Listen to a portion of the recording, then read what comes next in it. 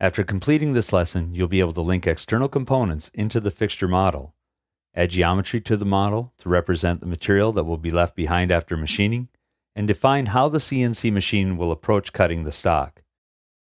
To prepare for this lesson, I opened the machine fixture with stock Fusion Archive file that was uploaded into the Purchase Parts folder. You could also use New Design from File to upload it from the folder you downloaded it to. Then I saved it to a unique name so that I could preserve that initial file for future designs. The model that sits on the screen is a standard fixture that holds the standard block. Everything is joined together and held in place. What we need to do next is bring the car in for machining. From the data panel, right-click and select Insert into Current Design. The car will come in. We'll need to relocate it to reposition it to better prepare it to be placed. You'll notice that there's no hole in the back for the CO2 cartridge. We never added that to the design, just like the standard slot was never added to the design.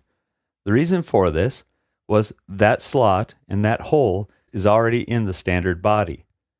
You can of course add those details if you want, as you'll need to add hardware for the guide wire, but to show what's still possible, I left those details out of this model. To properly position the car body in the fixture, I'll use a joint. Hovering over the back face, the center will appear, and I'll place the joint origin there, and then place the other joint origin on the CO2 cartridge hole that's in the fixture.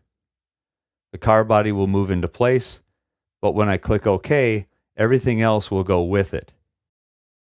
At this point, we'll need to expand the complete body component and just simply turn off the visibility of everything but the car body. And now would be a good time to save. We'll add a comment, and let's take a closer look. We can see that the car body sits entirely within the envelope of the standard block, but there's nothing supporting the front. To remedy this, I'll start the Extrude tool, select the front face of the standard block, and extrude it into the space. I'll extrude it roughly minus 13 millimeters. But what I'll do is set the operation to New Body. Next, I want to turn off the standard block for a moment and start a new sketch.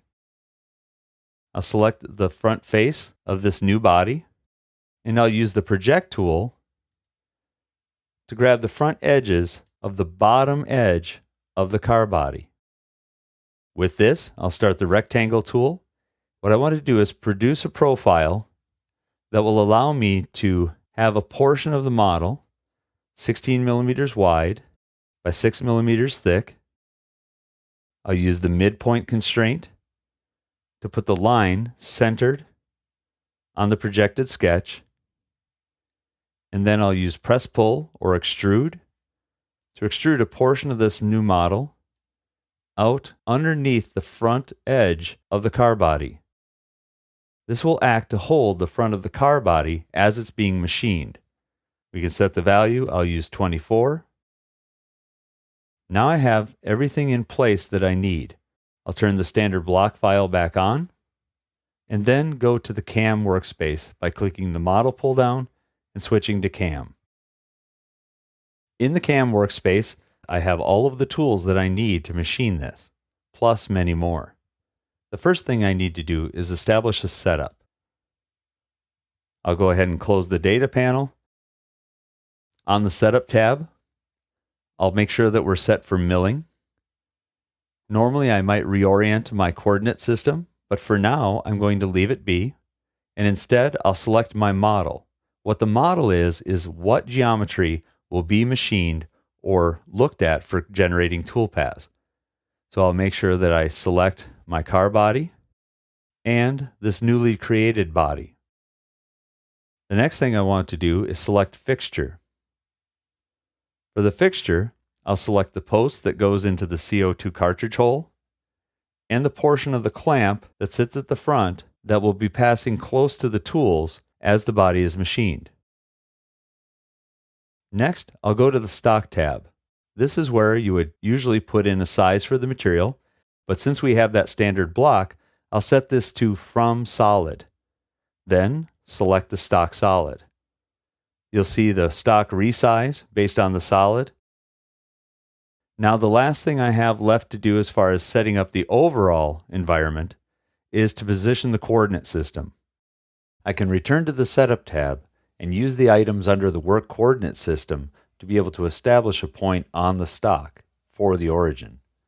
Or I can pick the center point of the axes that are displayed and select a point on the stock itself. For this model, we'll be using the center of the hole for the CO2 cartridge. So on the Origin pull-down, I'll pick Selected Point, navigate, and then select the center of the CO2 cartridge hole that's in the stock model.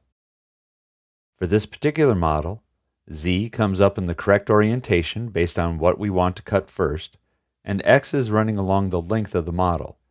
This is the correct orientation, so all that's left is to go to Post-Process. I'll put in a programming comment and set a coordinate offset. Since this body will need multiple setups, it's important to use these offset indexes to let the machinist know that the coordinate system is changing. I could change the program number if I wanted to as well, but for now, I'll just click OK. Then, I'll make sure to save my file, adding a comment. With the setup complete, I'll rename the setup to Left Side.